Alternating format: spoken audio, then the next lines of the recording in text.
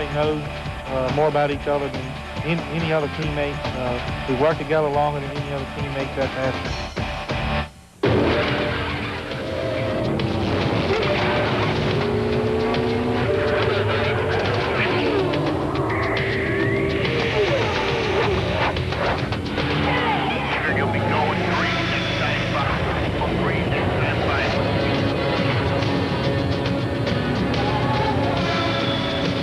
Hello, everyone. I'm John Kernan. Coming up on RPM tonight, we get up close with the Sadler brothers. We head out to Phoenix for the test in the West, and the professor, Benny Parsons, answers more of your email. But first, the new Las Vegas Motor Speedway opened with rave reviews from NASCAR's Truck and Busch Series.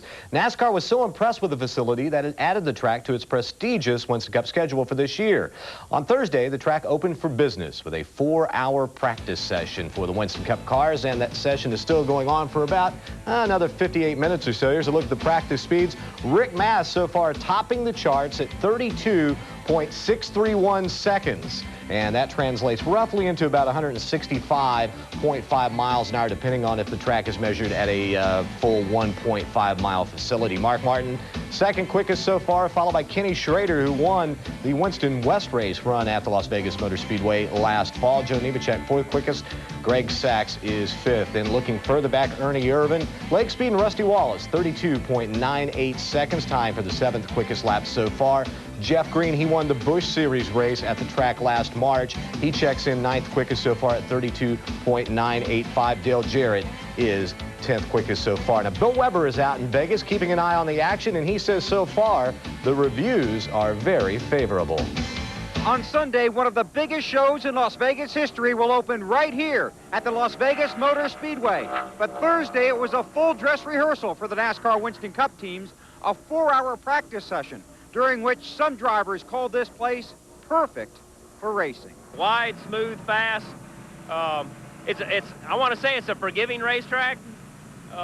If you go in the corner and you're not in there just right, the racetrack is wide enough and the pavement's good enough where you can slide up a groove, get back in the gas, and drive off. This will be a great race. I mean, all these guys will pick up on this racetrack here in the next hour or two, and you know, it'll be like a California or a Michigan or someplace like that, or a big Richmond.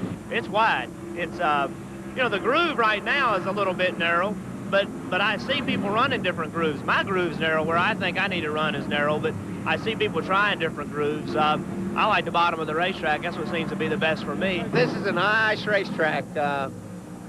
It's built for racing. The feeling is the fans should see an exciting race here on Sunday. For the drivers, it could be fun. It should be challenging.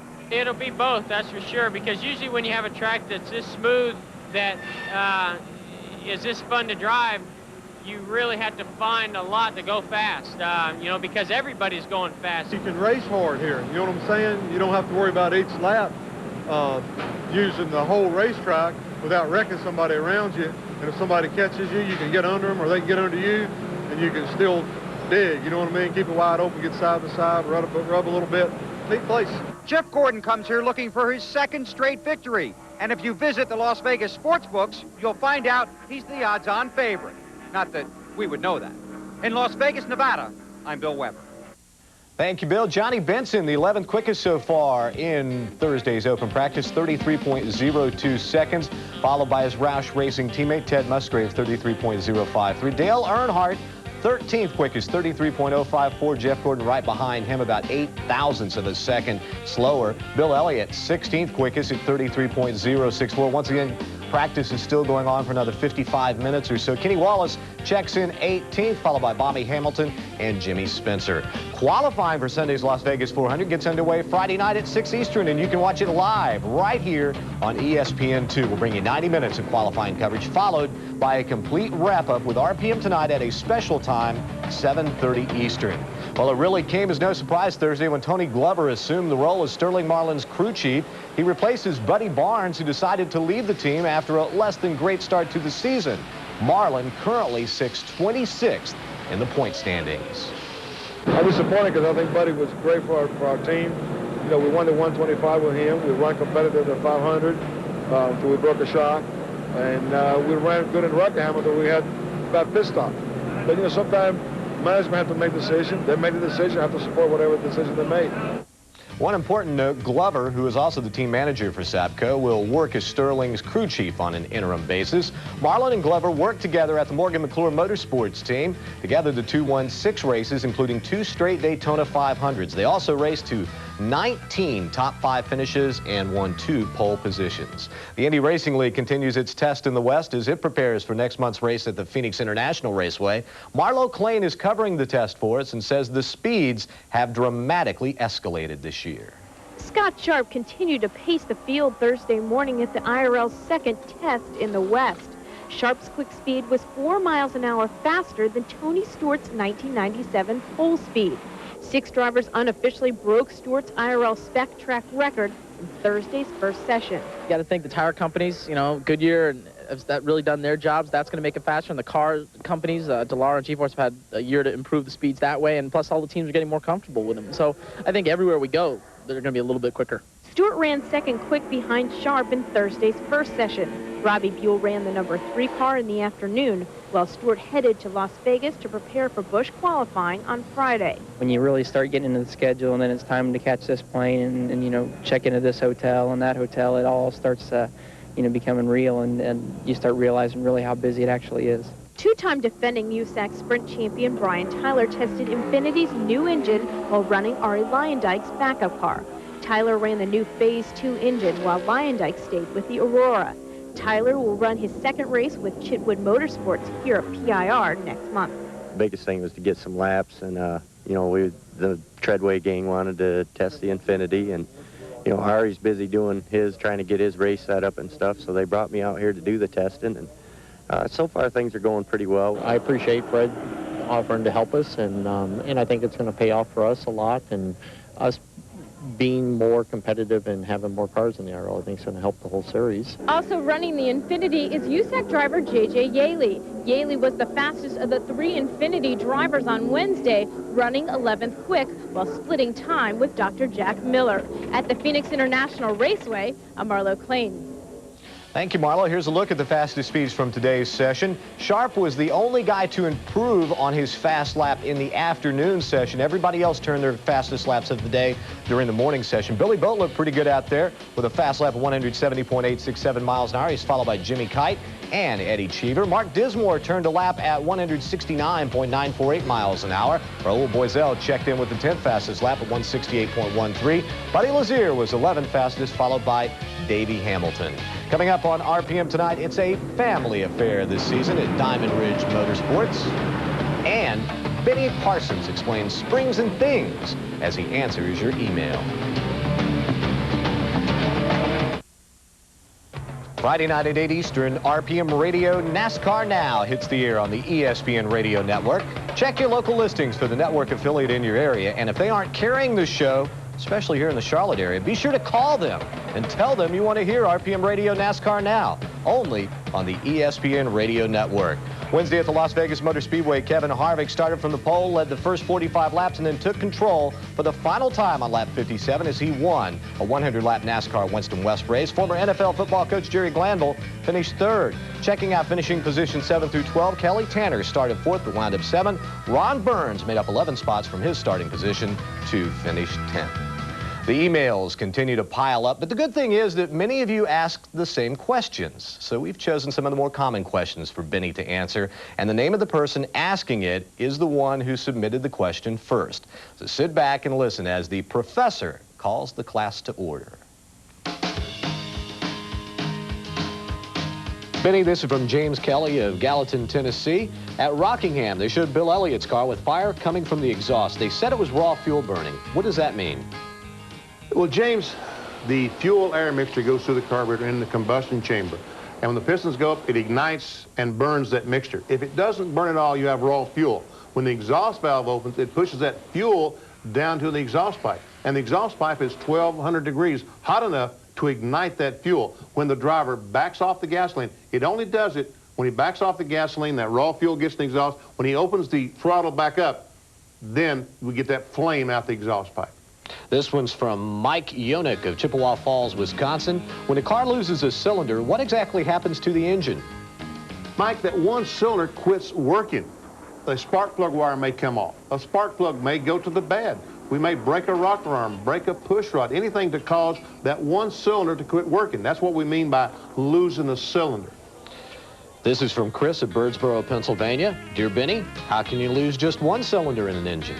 Chris, you can lose 2, 3, 4. Sometimes you break a valve, and the pieces in that valve goes up to the intake manifold, and it goes over to another cylinder, and boom, you've got another cylinder going. I've seen a valve get inside the intake manifold and destroy as many as 4 or 5 cylinders, and you lose 1, 2, 3, 4. And imagine an 8-cylinder trying to run around the racetrack with 3 cylinders. Doesn't work too good. And Benny, this one comes from Scott Smith. This is from our NASCAR Online link.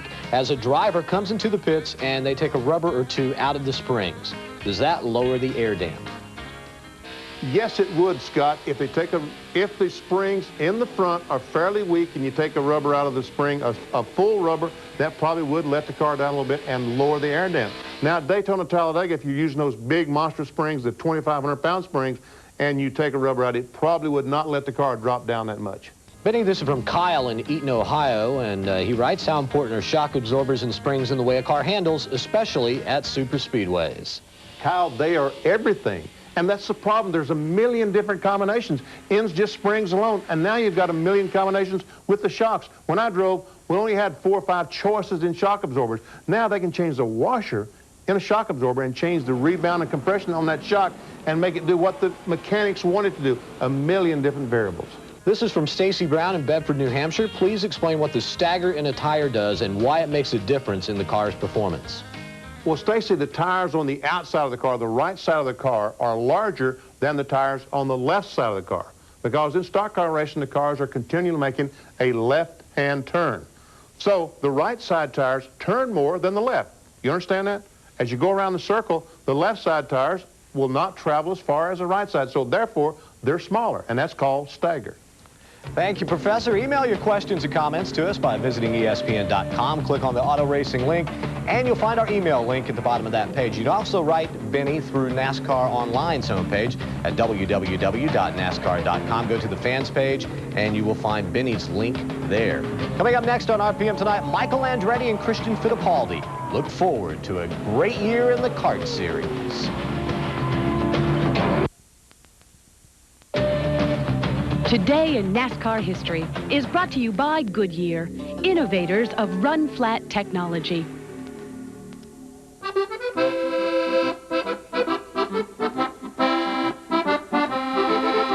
February 26, 1967. The starting grid for the Daytona 500 read like an all-star race, as the NASCAR Winston Cup regulars were joined by USAC open wheel aces A.J. Foyt, Jerry Grant, Gordon Johncock, and Mario Andretti. David Pearson looked like he had the dominant car, leading 8 different times, but he lost his engine on lap 159. That opened the door for the 2-car team of Holman Moody.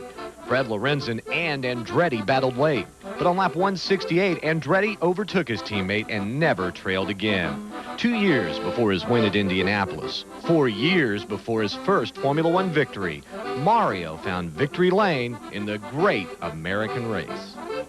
Andretti raced in 14 NASCAR Winston Cup events from 1966 to 1969. He led half of those races, acquiring a total of 165 laps led. Andretti's last NASCAR start came in 1969 at Riverside, California, where he finished 18th after starting 7th.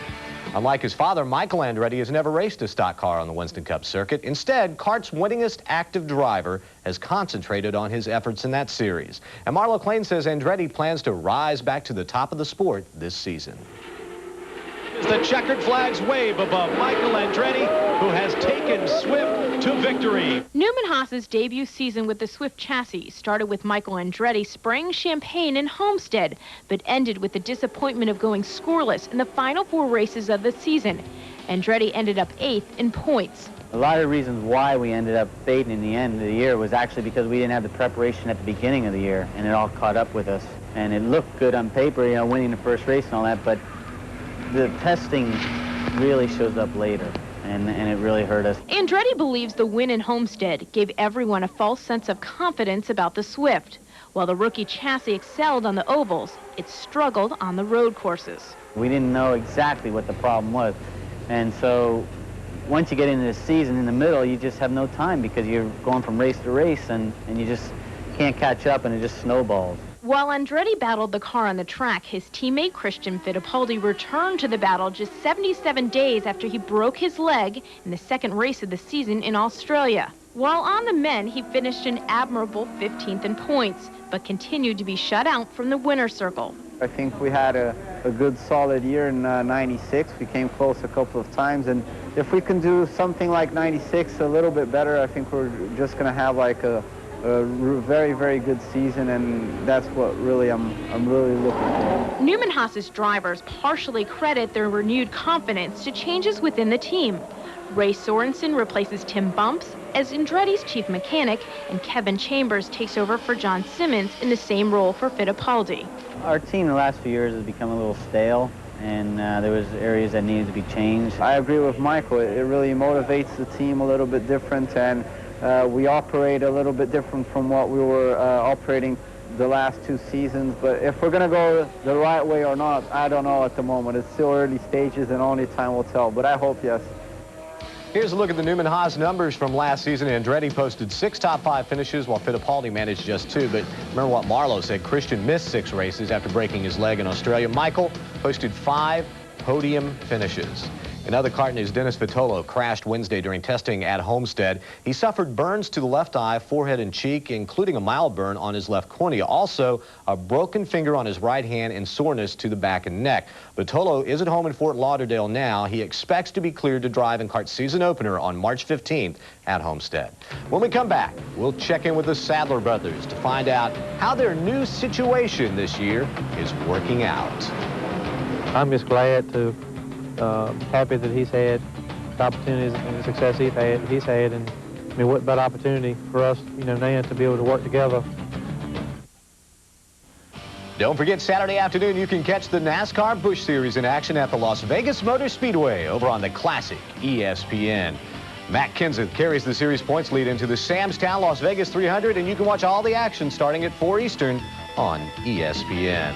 Last year at Vegas, Elliott Sadler started second but finished 30th, while his teammate Jeff Green won the pole and the race. Green has left the Busch Series for Winston Cup, and Elliott has a new teammate this season, his older brother Hermie, and that set up a family reunion of sorts.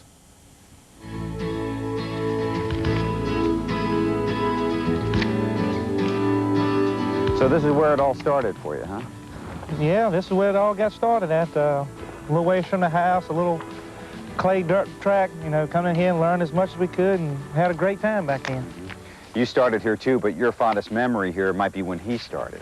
We got up here that particular night, there were no rookies here, so they said, we'll let him run the junior race, but just tell him to get behind the field and just ride around. And of course, I listen. As soon as the flag dropped, we went in turn 1. The flagman thing was right here, went in turn 1, and he was the only one that didn't lift, and he ran over 2 or 3 of those guys and flipped the rest of the way around the corner and broke his go-kart in 4 or 5 pieces. And we all got off, and I went over there to run over there to him, and he was crying and thought he broke his neck or something, but it's just he was upset about breaking his go-kart. But I was hard-headed, I guess. But being that age, you don't know what the brake pedal is or anything. You just want to run wide open, and I tried it, and nobody else would. I don't know why.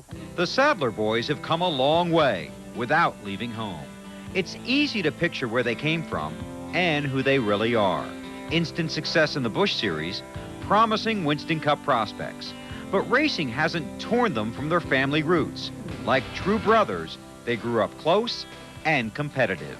We had a dirt track, or a rock track, that came down by the old farmhouse and came from the road all the way down through here by the barn. We had an asphalt track in front of the house that had a circle in front of it, and that had hills and turns in them.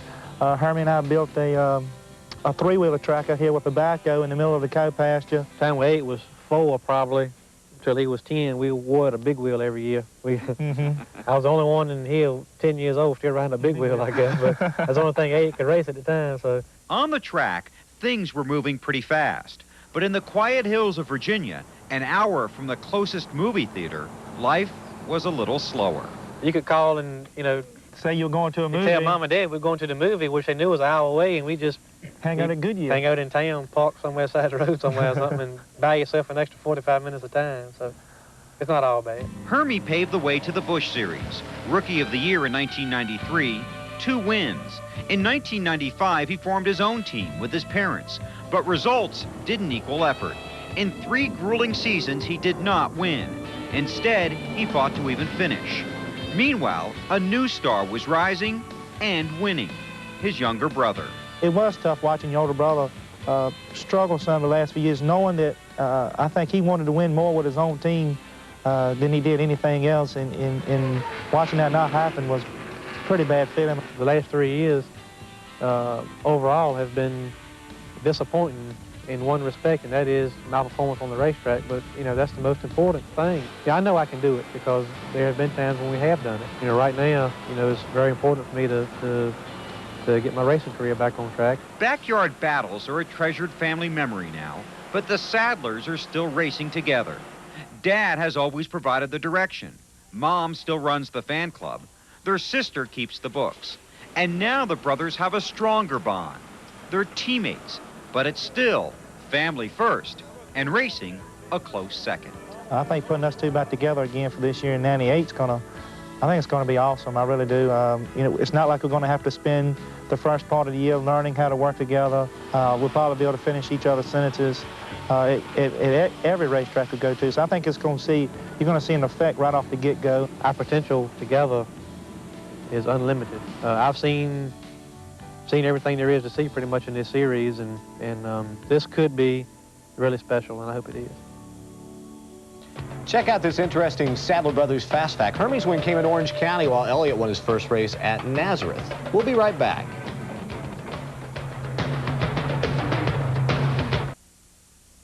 We'll bring you up to date on all the stories this weekend at the Las Vegas Motor Speedway. Our race day coverage gets underway at 1:30 Eastern Sunday with Reese Davis and RPM Today. That's followed by NASCAR Today at 2. Then at 2:30 Eastern over on ABC Sports, it's the Winston Cup debut at the Las Vegas Motor Speedway. Reigning Formula One champ Jacques Villeneuve continues to prepare for next week's season-opening Grand Prix in Australia. During testing in Barcelona on Wednesday, Villeneuve ran a total of 102 laps, turning in a best lap time of 1 minute, 22.81 seconds. The new rules package has slowed the cars considerably. Last year, Mika Hakkinen turned in the fastest lap at Barcelona, some 5 seconds quicker than Villeneuve's lap on Wednesday, and Hakkinen has recorded the quickest lap at the circuit so far this year at 1 minute, 21.3 seconds. We will see you Friday night. Don't forget, instead of 7 o'clock, it's 7:30 following NASCAR Winston Cup qualifying. We'll have a complete update on that. Plus, the Busch cars also qualify Friday afternoon. We'll see you then. Good night.